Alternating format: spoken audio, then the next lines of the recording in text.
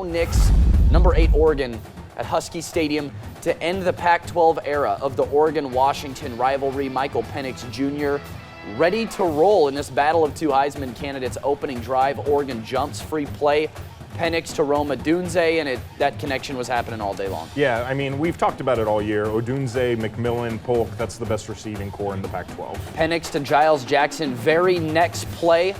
Washington hits Oregon in the mouth fast. Yeah, absolutely, and they have tremendous depth as well. McMillan goes out hurt, and you have another 4-star kid like Jackson ready to come up and make plays. Oregon responds, a methodical 90-yard drive. Bucky Irving in the end zone. Oregon would go for 2. The Ducks are up 8-7. Final minute of the first. Jalen Polk, beautifully thrown ball, puts Washington up 14-8. Shout out to Nick Ursini, by the way, on the camera work here.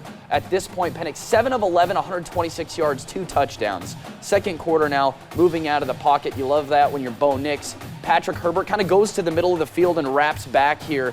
And Justin's little bro in the end zone. Yeah, pretty cool. I mean, kind of coming full circle on this rivalry a little bit. 5 minutes left in the second, 15-14 Ducks. Dylan Johnson just going to beat him out to the edge. UW retakes the lead. So we go to a minute 25 left in the half, 4th and 1. And Michael Penix here, Kenny, going to Jack Westover.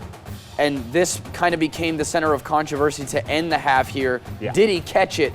The first angle says yes, and we're going to see these replays right here. This is that first angle. This angle right here says yes, and it's a pretty solid yes. And then you look over at the other side, maybe not so much. It did stand, tough break for the Ducks. Yeah, I mean, I'm not going to pretend like I know what a catch is any more than anybody else anymore, but, you know, that was a tough one. Penix shorts that. You're not going to get him to do that too many times, and, you know, a lot of the little breaks just didn't go Oregon's way today. Some of that was self-inflicted. And that's okay, though, because the Ducks will take it right back. Receiver slips, Jaleel Florence with the pick. Can't even really call that a Penix mistake there. No, Odunze slips at the top of his break, and Florence plays the ball really well. Final play of the half, 4th and goal. Ducks go instead of kicking a field goal. The Huskies take a 22-18 lead at the half. All right, second half, Oregon punts on the first drive. Odunze again. The Huskies stretch the lead, and it feels like it's starting to come apart on the Ducks a little bit here. Yeah, they needed an answer at this point. You know, Washington very well prepared, started the game coming out of the half on offense. Ducks down 11 with 1:40 left in the third. Up Troy Franklin, and Kenny, the Ducks have life. Yeah, absolutely. This was a great read by Bo. Bad cover 2 there at the bottom. They don't get hands on Franklin. He hits the whole shot. Jordan James, after the Ducks get a stop, I've seen better tackling here. 12:58 left in the fourth. Oregon is suddenly back in the lead, 33-29. 2:16 left in the game. The Ducks will need 1 first to win it. 4th and 3, unsuccessful. Washington has the ball with no timeouts.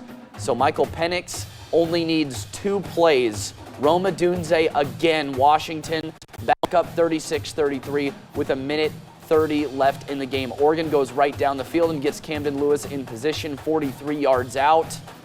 No good. Oregon lets it slip away at the end, 36-33 the final. The Huskies win the final Pac-12 showdown between the two. The Heisman battle, Kenny, was crazy. Bo Nix, 33 of 44, 337 yards, 2 touchdowns. Michael Penix, 302 yards, 4 touchdowns, the 1 interception. Like we said, you can't really put that on him. This was a great quarterback battle. It was a tremendous football game all the way through. I mean, both of these teams should be very proud of their efforts. You know, I was especially impressed by Penix. He was getting absolutely battered in the second half. Oregon's defensive line really asserted themselves. You know, you saw him holding his midsection throughout most of the fourth quarter. You know, we were even asking questions on that on the 4th and goal stop, right? Can Penix even throw the ball? You know, because they went 4 plays without throwing it for probably the only time all day.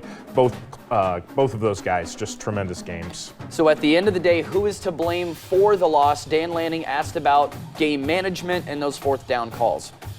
We felt, you know, that was an opportunity for us to, you know, get a touchdown, and a touchdown changes the game. And obviously, we're probably not talking about if we get a touchdown. That being said, you know, the one before half is one where you really could go back and say, let's take that field goal. And it's something I'm going to assess, you know, go evaluate for me. And we checked to see if we liked the look. We liked the look before we ran the play. We had a timeout if we didn't like the look. We liked the look, and we just didn't execute.